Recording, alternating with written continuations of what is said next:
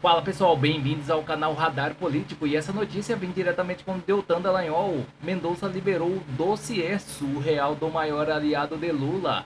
Fiquem até o final para entender tudo com clareza e vamos deixando os créditos na plataforma para o Deltan Dallagnol. E não se esqueça de deixar o seu comentário e de dizer de qual cidade você vê esta matéria, para que possamos saber até onde está chegando a nossa audiência. E já se inscreve, ativa o sino e compartilhe esse vídeo para que chegue a mais pessoas. Sem mais enrolações, vamos à matéria. André Mendonça liberou um dossiê surreal do maior aliado de Lula. E calma, não é de Alexandre de Moraes, ou melhor, talvez até seja ele o maior aliado do Lula. Mas eu tô falando aqui do maior aliado na política, não na justiça. O ministro André Mendonça derrubou ontem à noite o sigilo dos relatórios da Polícia Federal sobre quem? Sobre o senador Jacques Wagner, que era o líder do governo Lula no Senado e é um aliado de 40 anos do Lula. Eu vou te mostrar agora todas as maiores e piores revelações desses relatórios, porque Em São José junto dos Campos, tudo isso forma um agora. verdadeiro dossiê que revela as ligações entre Wagner, Daniel Vorcaro e o governo Lula. Vamos analisar aqui 6 peças do quebra-cabeça. Peça número 1, que são as ligações. Olha aqui comigo do site da Gazeta do Povo. A Polícia Federal encontrou 74 ligações entre o senador Jacques Wagner, do PT da Bahia, e Augusto Ferreira Lima, ex-sócio do Banco Master. As 74 ligações totalizaram mais de 5 horas e meia de conversa, com uma nítida preferência por chamadas de voz para evitar registros escritos. 5 horas e meia por voz. E essa preferência é escolha de método. Mensagem escrita fica ali no aparelho, ligação não deixa conteúdo, principalmente as realizadas via WhatsApp, que são criptografadas. Vamos para a peça número 2, a intimidade. A Polícia Federal descreve a relação como marcada por manifestações de afeto e proximidade pessoal e familiar. A família do senador era convidada frequentemente da Ilha da Paixão, lá na Bahia, que é uma propriedade sob controle do Lima. E os parentes dos dois tinham até um grupo ali do WhatsApp, gente, a família Braia, para trocar as fotos dos passeios. Em outubro de 2023, o senador mandou este áudio aqui, ó.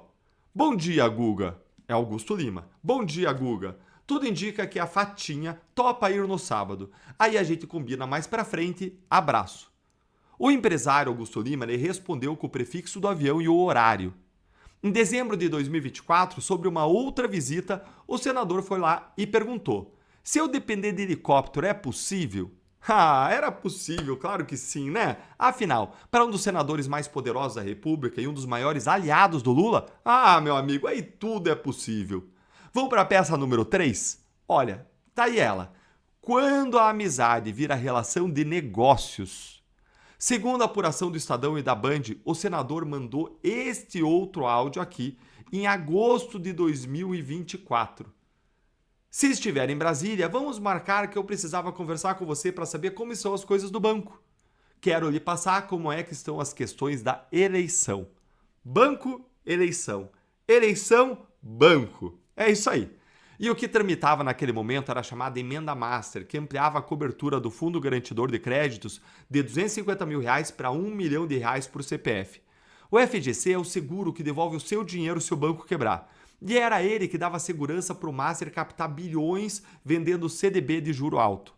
Quadruplicar essa garantia significava captar muito mais para o banco, com risco no colo do sistema financeiro.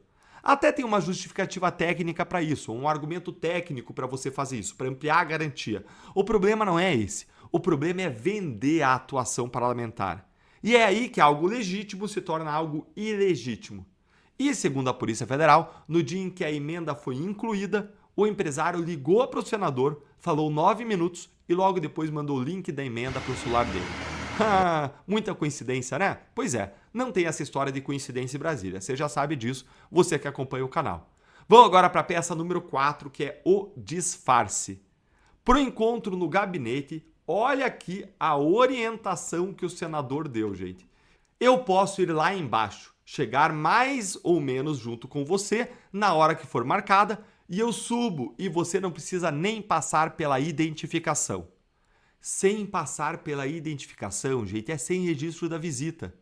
Do lado do banco, a mesma preocupação existia. Nos voos, o Vorcaro mandava os pilotos usarem hangares desconhecidos. E se desse, nem apaga o motor. Quem não tem nada a esconder, não fica estudando logística para não ser visto. Vamos para a peça número 5? Agora a gente vai falar do dinheiro.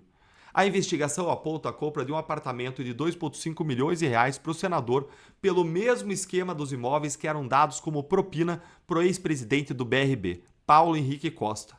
Na busca, a Polícia Federal apreendeu 55 mil dólares e 33 mil euros em espécie e relógios de luxo. A nora dele tinha contratos com o grupo. E o próprio senador ele disse que os valores eram maiores do que os 3,5 milhões de reais divulgados. E um dia depois da operação, ele tentou vender um terreno de 15 milhões de reais perto de Salvador, o que foi barrado no cartório pelo bloqueio de bens decretado por André Mendonça. E a peça número 6 explica por que isso tudo só apareceu agora. Lê aqui comigo o que foi que André Mendonça escreveu ao autorizar o monitoramento do celular do senador por 10 dias. Trata-se de solicitação de audiência por parte de um dos investigados, recebida pelo meu gabinete, enquanto ministro relator do caso, no mesmo dia em que aportaram as representações da Polícia Federal relacionadas à presente fase investigativa, em 9 de junho de 2026, inclusive em horário anterior à distribuição de algumas das representações formuladas. Ou seja, no mesmo dia em que a Polícia Federal foi lá no gabinete do André Mendonça e protocolou pedido da operação policial, o investigado, por coincidência, bateu na porta do gabinete do relator pedindo audiência. Em parte dos casos, antes mesmo do processo ser distribuído.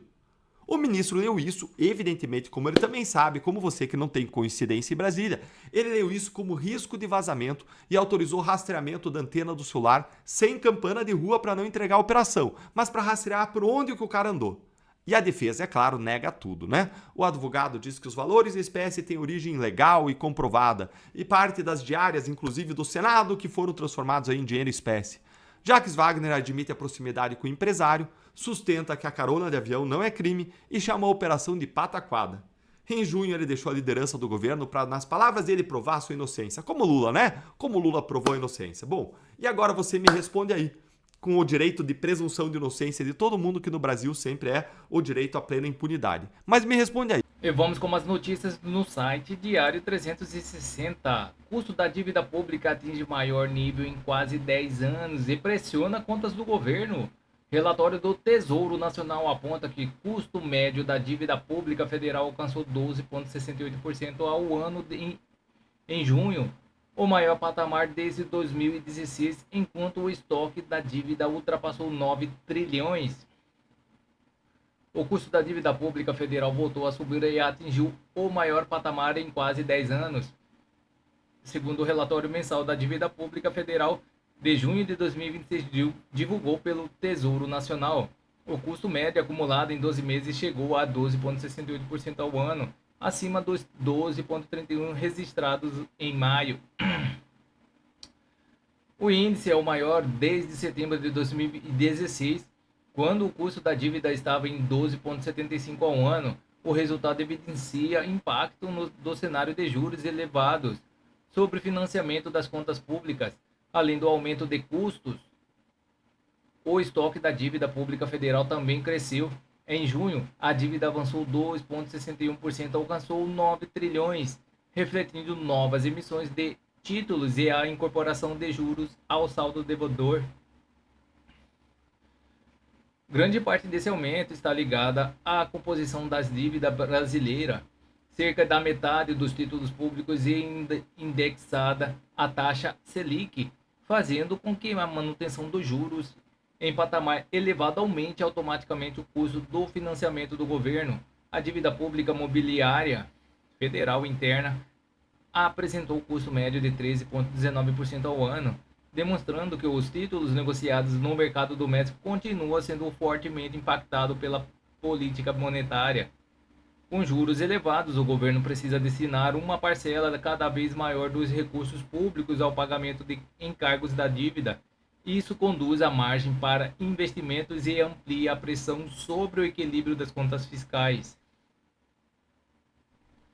Especialistas avaliam que o cenário reforça os desafios para o ajuste fiscal, já que déficits primários e necessidade continua de emissão de novos títulos mantém o estoque da dívida em trajetória de crescimento. O Tesouro Nacional destaca que a estratégia da administração da dívida busca reduzir riscos e alongar os prazos de vencimentos dos títulos, mas ambiente de juros elevados continua pressionando os custos de financiamentos. Os dados divulgados em junho mostram que o peso financeiro da dívida permanece elevado e que a política de juros exerce influência direta sobre o orçamento da União, especialmente em um contexto de despesas obrigatórias crescentes.